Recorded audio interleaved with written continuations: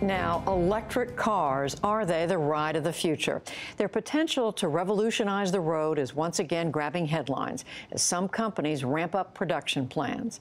William Brangham breaks down the realities of the technology and the market for electric vehicles. He recorded this earlier for our weekly segment on the leading edge of science and technology.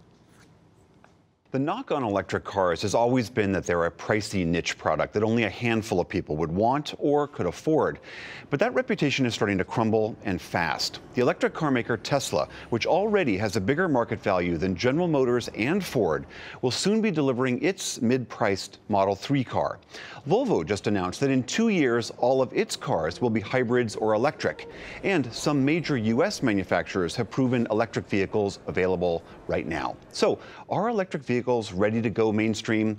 NPR's Sonari Glinton has been covering this story, and he joins me now. Welcome to the NewsHour. It's good to be here. So, electric car advocates have been saying for decades that these cars are the future. Why has it taken them this long to get where they are today? I would say low gas prices, the pickup truck, and America's sort of dependency on the status quo. When you look at an electric car, if you drive one, I used to have a plug-in hybrid, and I got to a point where I never went to the gas station, and I never That's saw got to be a great feeling. Yeah, and I never saw, yeah, exactly. And I when I switched, I'm one of the few people to switch, you know, from electric to a gas-powered car. When I went to a gas-powered car, that is, you know, it's a two-seater convertible, so like that's the reason I did that. But if I cannot imagine, like I can't imagine not having that convenience. You always start the day with a full tank. It's a simpler drivetrain, so it's easier to fix. It has fewer problems. It's quiet like a luxury car. The problem is that the car companies, right, are building trucks that, you know, that the market wants. Desperately wants, and people are buying SUVs way more now than they're buying cars. It's, you know, the tipping point was reached a few years ago, and now we're at about 60, you know, depending on what month, about 60-40 SUVs to cars, and that's partially because we're all realizing, like, I want to sit up higher. I want to be more And if the gas prices are not killing you, there's no Exactly. reason to go into an electric. Yeah, and right now, to be clear, there are a lot of hurdles for electric cars, and mainly it's the battery. It's not necessarily the, you know, figuring out how to move the car. It's getting a lighter, cheaper battery is what's at the crux of this. So the auto industry knows that that's where it's going, right?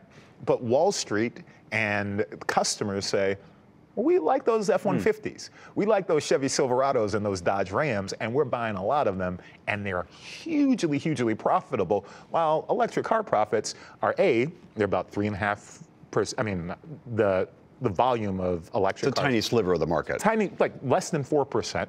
And it's, you know, been stagnant for a few years because of those gas prices. So, you know, there's a lot of things, and for the most part, in many places in the country, I live in California, where there are many charging stations, and there's rebates and things like that you can get. But if you're in the middle of the country, the word may not have gotten to you.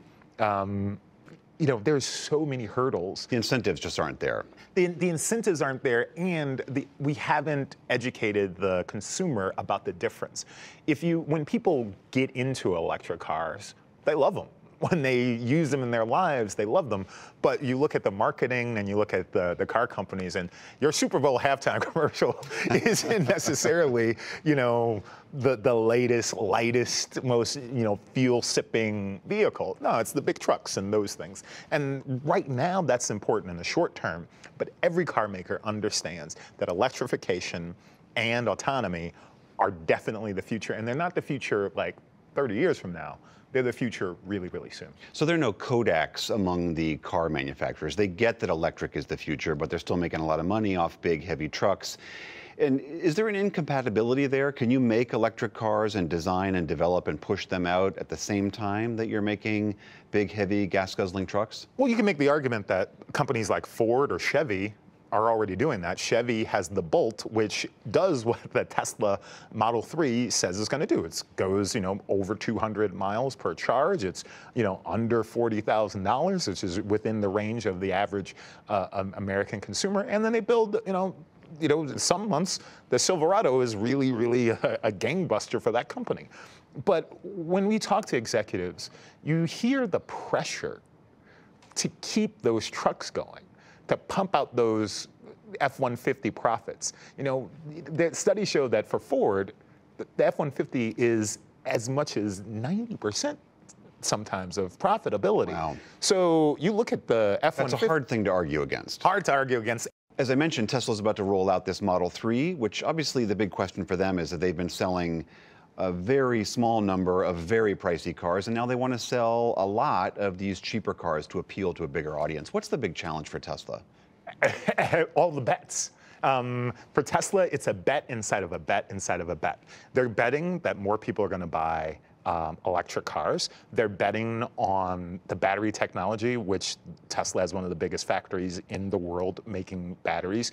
They've also bet on how they're going to change the way how they sell the cars. I mean, you look all across the board when it comes to Tesla, there's this huge bet. Right now, they make 4,400 cars a month or so, and they're looking to sell 500,000 Model 3s. It's a huge scale up. And at the end of this month, Tesla says it's going to deliver 30 cars to the buyers, and then 1,900, later on. The key is, how long are those customers going to wait for that car, and how long is it going to take to get there, and they're going to be able to scale up. And can they keep that quality that they're known for when they were selling 4,400? I don't know what the answer to those things are, but I do know that it's going to be really hard. NPR's Sonari Glinton, thanks so much. Always a pleasure.